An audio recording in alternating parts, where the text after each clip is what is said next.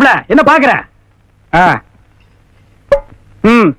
என்னமோ இவளுக்கு பொண்ணு பார்க்க வந்த மாதிரி பூ வச்சுக்கிறதும் பொட்டு வச்சுக்கிறதும் புடவை கட்டிக்கிறதும் தாளிக்கிறாளுடா. யார் வீட்லயாவது விசேஷம்னா இவளுக்கு தீபாவளி கொண்டாடுகிறாளுங்க. என்ன தட்டுக்கிட்டு வருகையோட வர? நீ எங்களுக்கு சொந்தமா? இல்லைங்க, காரமடைக்கு பஸ்ல போலாம் நின்றுட்டு இருந்துருங்க. கேட்டியா? எல்லாரும் கூட்டமா வரது பாத்துனுங்க. கவுண்ட் வீட்ல விசேஷம்னு நம்மளும் போயிட்டு போலான்னு வந்துருங்க.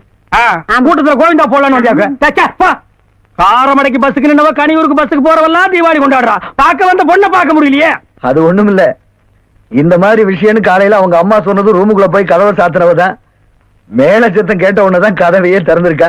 என்னதான் பேசி இருந்தாலும் பழகி இருந்தாலும் அந்தந்த காரியங்கள் வரும்போது அவங்களுக்கு கூச்சமும் வெக்கமும் வரத்தாங்க செய்யும். அதுதாங்க தமிழர் பண்பாடுங்கிறது. அது சரி, தேங்காயை கீழே வையும்.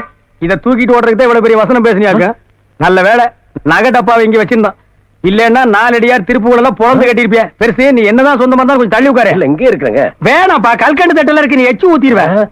மாப்பிள வெக்கங்களா? இருக்கட்டு வயசுக்கு வந்த பையனா இதெல்லாம் இருக்கத்தான் செய்யும். இருந்தாலும் இது கொஞ்சம் ஜாஸ்தின்னு நினைக்கிறேங்க மாப்பிள.